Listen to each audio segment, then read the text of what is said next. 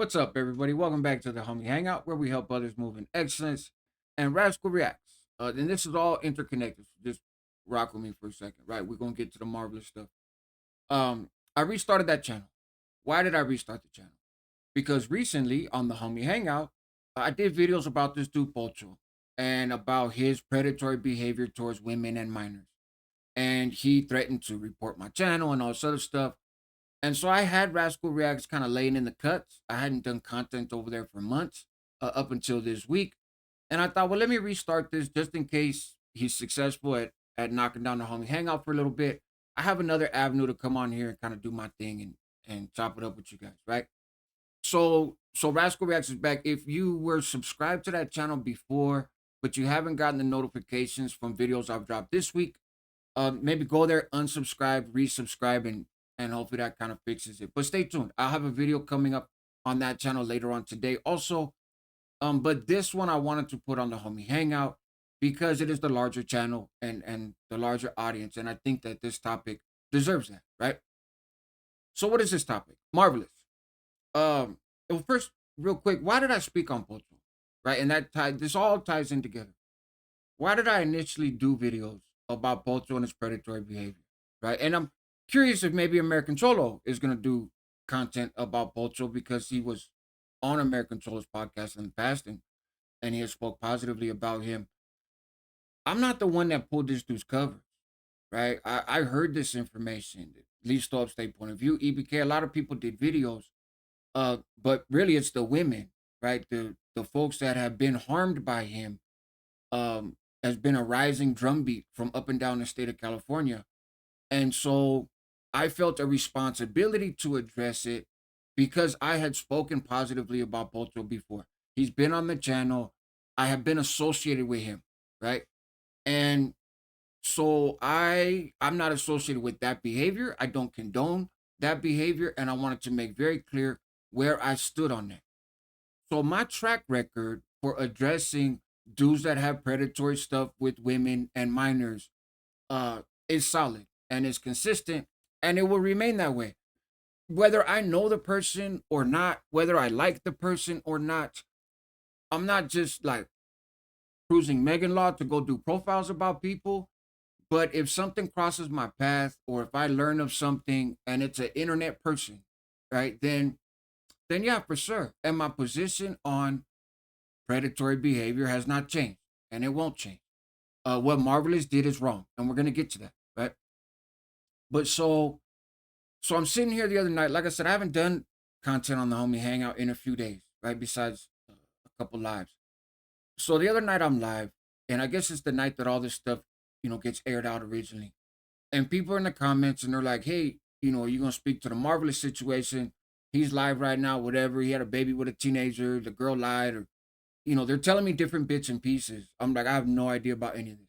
Okay, my history with Marvelous is really no history. I saw him on some of the larger channels where he was walking around East LA and talking about cultura and lowriders, and I was like, oh, that's interesting. Then I heard him speak a little bit more, and I was like, that's not. He's one of those. Like, I'm cool. That's not very interesting. That's JCast stuff. So I didn't really pay any attention to him. I didn't have a strong opinion of him one way or the other.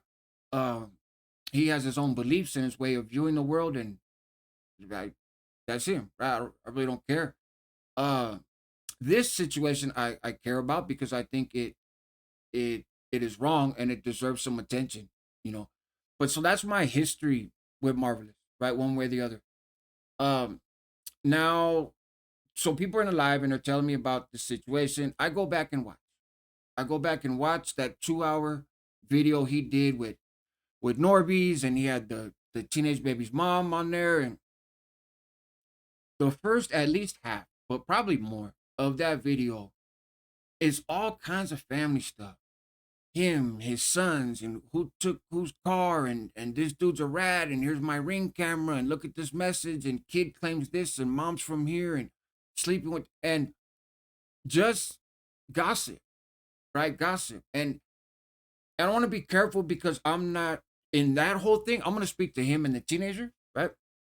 Uh, Aside from that, I don't know what's true, what's not. I really don't care. It's not my business. And that was kind of my response in hearing all that. Like, this is unfortunate, right? This is unfortunate. I grew up in the 80s, and there was all kinds of family drama. A lot of people, including my own, had family members that was on drugs and kids running around, and it was way out shit, right? It was a movie, what looking outside. But all that stuff stayed local. There was no internet. There was no social media, right? So dude said, "Ah, f you, dad, or dad, and this," and now you can get on the internet and it goes viral and it's there forever. And I hope that whatever healing looks like for this family, I hope that it happens at some point down the road.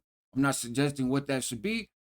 I don't know, right? But I just hope that there's progress is made and some healing is done, because clearly there's some wounds there, right? And my general approach as a parent is, when you got all this toxic nonsense between parents and kids, I put the brunt of the responsibility at least on the parent.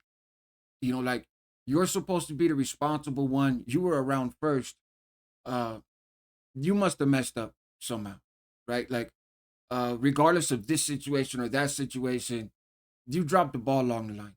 And that's how I would feel, right? If my kids were saying this stuff, and can nobody say the stuff that's being said about him, but like I said, aside from the underage girl part, all that other stuff even is like, man, it's unfortunate. And that was my attitude when I walked away from that video.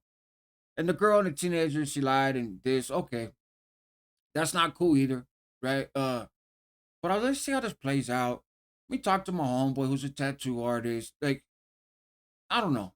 But then I had other stuff going on. Like I said, I really wasn't doing content. I did a couple quick videos on Rascal Reacts, but um I haven't been around too much on the YouTube stuff until yesterday.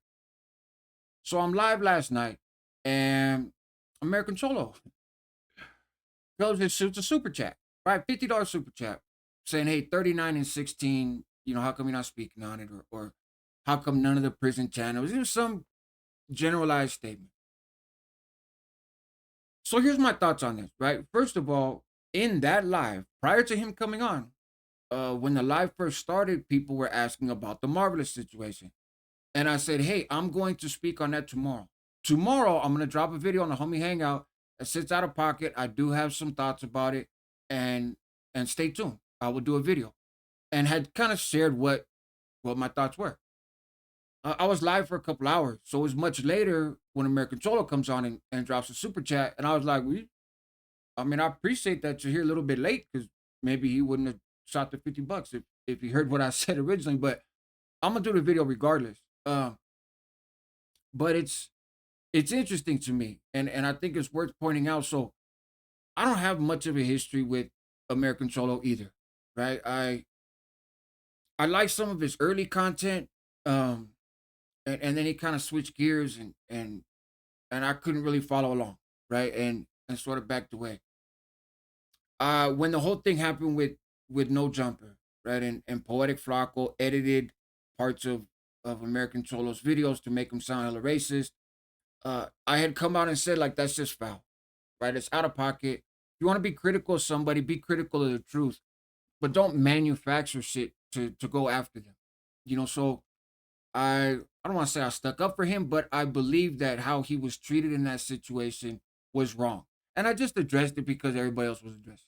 You know, it was curious to me then with the whole Norby's thing and the highly edited video to make Norby's appear like he's racist, and then that was kind of shopped out to channels to push that narrative. It was like, damn, that's the same thing, but now it's okay because of who it's targeting. So there's a lot of selective politicking with YouTube, and people pick sides and they go after who they want, and they don't go after other folks, and Marvelous is as guilty as anybody else in this stuff from what I've seen from afar, right? From a distance.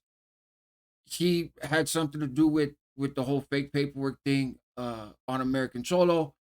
So which was out of pocket, and I also said that, right? Like I said, regardless of my opinion of him, and I don't know him to have a strong opinion of him. What I know from his content is not a particularly high opinion, but who cares? I wouldn't think that he cares what I think, and vice versa. But in some situations, it's very clear right is right and wrong is wrong, and putting out fake paperwork on somebody is wrong, no matter who they are, what they done. So I get it, right? Marvin's not some victim in this. You know, this is a bit of, hey, you get what you ask for, right? He had strong opinions about what Haters World should have done when Whack 100 was in the studio, and so now, of course, Haters World has strong opinions of what Marvelous should have done when he had a fucking underage girl in his studio, right? What goes around comes around, in terms of the taking shots, right?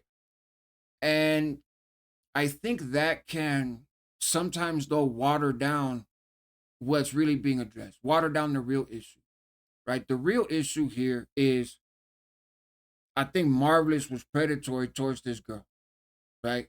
That's what I think. And I'll get into the lying part because he did lie about some shit that I know, which then suggests to me that he might not be telling the truth about shit that you can't prove, you know. But what's funny for me in getting that super chat is there's a narrative that pops up from some of these channels whenever I address somebody from down south. I address the what somebody down south did, the whole G Face thing. I was like, hey, G Face is a rat. Here's the paperwork. Oh, why are you speaking on people down here? Why are you speaking on Southside business? Why are you speaking about the South? Right? Like that's not your role. And I addressed the whole Pocho thing, right? And haters, well, I saw the Buster channels, right? And so it's funny that normally, and I speak on what I speak on regardless. You know, my channel is a dictatorship, not a democracy. I'll ask people's opinions sometimes and take it into consideration. But at the end of the day, I'll talk about whatever the fuck I want. And I have not been shy in talking about dudes doing shady shit with women and girls, regardless where they're from. And that's not gonna change, right? It's just interesting to me how now things have changed, right? And you can't say, oh well, but Marvelous isn't a real Southsider. He's not from here. He's not from there. G Face was a rat claiming the hood that he wasn't from, and yet I was told that that was Southside business, right? And so it, however you slice it, it's just it's a ha ha moment for me a little bit of like, why are you so eager for me to speak on people down south now? Oh, because of how you feel about them. Okay, right? Or is it an insinuation that I wouldn't speak about him because we're cool? Because I don't know the dude. But again, I blow that out of the water with the Pocho thing. I spoke about him because we were cool, right? So I don't know. It's fucking weird, right? It was weird. Appreciate the super chat. Money spends the same, so it is what it is. Um, the Marvelous stuff. I He says in his video. I went back last night and I watched. Right, let's get down to this. I watched the video last night and I skipped past all the family shit, right? All the soap opera stuff, right? Um, and just got to this part with the baby, with the baby, right? And he says in there, "Hey, I get a notarized letter, right? This is Marvelous talking as tattoo artist extraordinaire, right? Apparently, been doing tattoos for a long time." And he says, "Here's what I do, right? I, unless you bring your parents, you have to have an ID, right? First of all, you have to have an ID that shows you're over 18. If you're coming with your parents' permission, you're a minor, you have to bring a notarized letter for my records, because uh tattooing a minor, right, without parental consent, you can be charged with uh penetration of a minor with a foreign object, right? And so that's not true, right? And here's my issue with this. It's like, I see what he was doing. I This is what I think he was doing. He was highlighting this made up scenario, right, of these charges in order to say, look at all the steps that I take in my day-to-day practice, in my life with my business. Look at how cautious I am to not fall anywhere into that S offender category or charges. So then, of course, I'm not going to stumble into it over here, because every day I'm mindful of this. Here's the problem, right? A notarized letter don't mean shit in this situation. In the state of California, and I talked to a tattoo artist, and then I went and looked it up online just to make sure, and it's true. Adults or parents cannot give consent for a minor to be tattooed in the state of California. So whether you have a notarized letter or not, you're still breaking the law. It doesn't matter, right? It's a common misconception. Or you can go in there just your parents say it's okay. No, actually, legally, you cannot. It is a misdemeanor charge, right? If you do tattoo a minor, it's a misdemeanor charge, $1,000 fine, and a little time in the county, maybe whatever, lose your license and that sort of thing, or suspended. So so he overshot in that, right? In framing that argument, he wasn't being honest. I would assume that he knows this, that he's the fucking tattoo artist, not me. So he he lied in framing his argument, which suggests to me why. Again, why would you do that? Why don't you just tell the truth, right? Wow, because I'm trying to color how you see this scenario. Okay. The girl and lying about her age. He had a very condescending tone with her, and when she was on there, and really, both of them seem to agree that Marvelous is the victim. I I disagree. I disagree fully. Right. So let's say, for argument's sake, the girl did have a fake ID. Right. That said she was 20. Let's say that part's true. I have kids. I have daughters. Right? I have a son. I have daughters.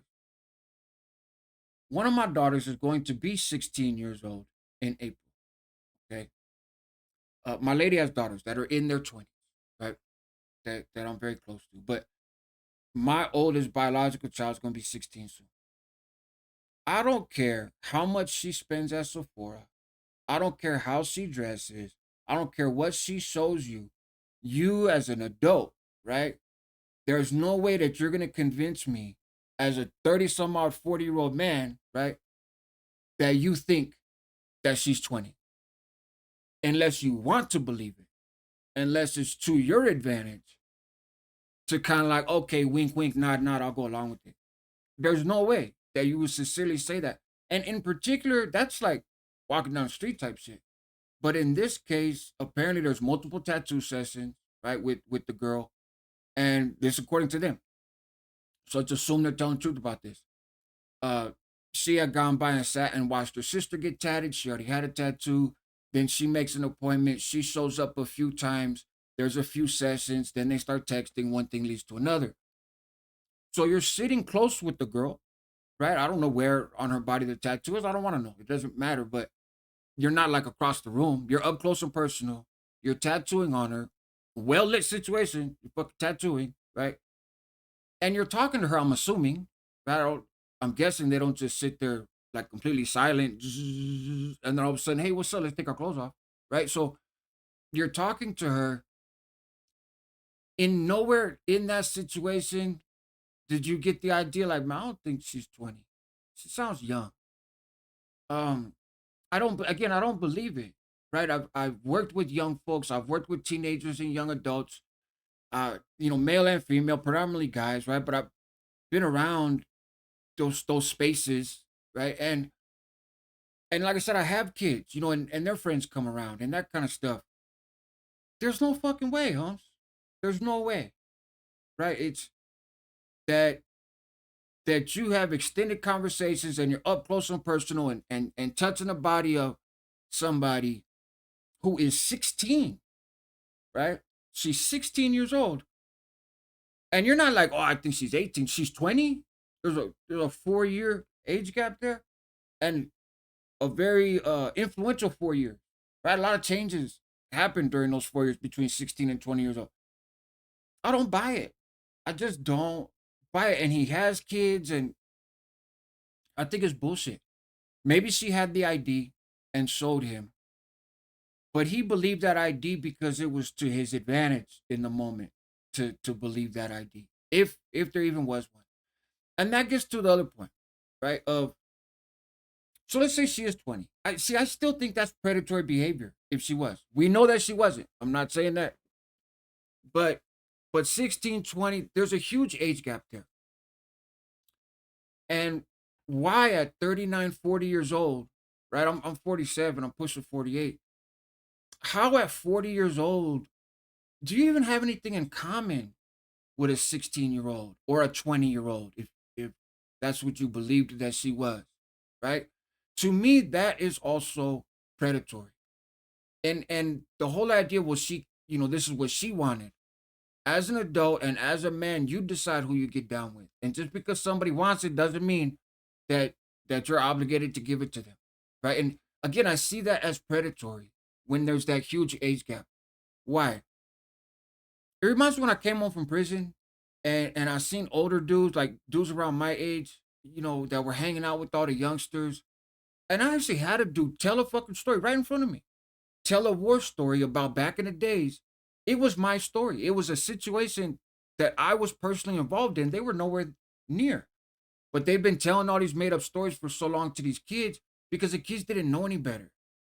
Right? So the youngsters are like, oh man, that's the homie. That's the big homie. That's the OG homie. That dude's a fucking lame. Why does this dude not hang out with anybody his age? Because we know better.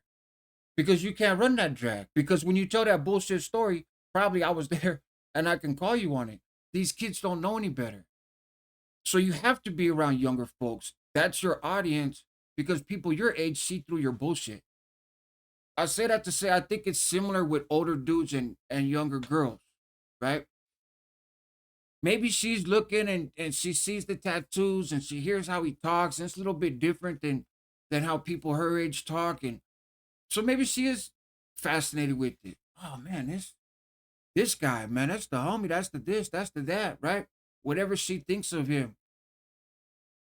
Girls his age, they ain't going for that. They know better. They see the clown act. What the fuck? I ain't buying that. So dudes will be around these younger girls because they're the only ones that go for it. And I think it's predatory. You're taking advantage, right? Just like this dude who's older, and the kid's like, "Oh man, that's the big homie." You could stop them and be like, "Hey, nah, bro, I ain't that. I wasn't out here like that, homie. I wasn't out there like that."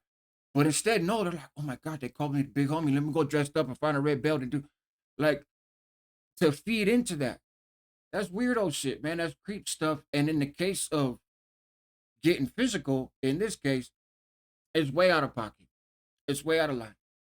So the idea is she's 20 or 16. Even if she was 20, I still think that that's foul and it's wrong. It wouldn't be illegal, but it does say a lot about you, right? That again, that's not your peer group. You ain't got nothing in common with them. But the fact is, she was 16, and there's no excuse. I don't. I said this with the little Toro situation when he was 19 and the girl was 14, and he's like, I thought she was 18. No, you didn't. No, you didn't. Right? There's no way. It's people change. They develop. You're talking about a developmental stage in life, right? And so I will never accept that. I just don't. And in particular, the dynamics here. You're not talking about a dark club where everybody had to show ID to get in, and we're having drinks and okay, man, she was 16. I thought she was 18 because not saying that that's okay, but there's a little more question mark maybe with that scenario. This scenario, no. And you're out of pocket. And to be honest, you're out of pocket for leading that girl to believe that she did something wrong. Should she have lied about her age if that's what she did? No, of course not. She's a teenager. What do you expect? Right? You, as the adult, had multiple opportunities there to make better choices. And don't fuck around and blame her because you chose not to. Because you wanted what you wanted. You wanted to get down. Well, then own those consequences of that. Right? That's what you wanted. That's the choice you wanted to make. This is what comes with it. Now you're getting put on blast for it. It's out of line. It's out of pocket. Um, again, I think it's predatory, straight up. And so this is the video that I had intended to do anyways today. And there you have it, man. That's my views on it. Help others move to excellence. That's what homies do. Help yourself at the same time because you're worth it. Help your community because they need you. And men, fathers, but any man, even if you're not a father, watch out for the young girls around you. Don't take advantage of them. When you see them making foolish decisions, put the brakes on that shit. Show them a different way. Model for them how healthy men behave. What a healthy dude is like. Even if in other areas of your life you're not being so healthy, right? You're running amok, doing your thing. Okay. But we gotta look out for these kids, man. And if we're not going to do it, then this is the type of shit that's gonna happen. You know, and I would just say it's a bad look to get on the internet and put your whole fucking family on blast, right? And in particular when you're the parent and they're the kids, and just there's got to be better ways to address these things, man. But nonetheless, stay tuned. Like I said, I got a video coming up on Rascal Reacts later on today too, so stay tuned for that, man. I appreciate you guys.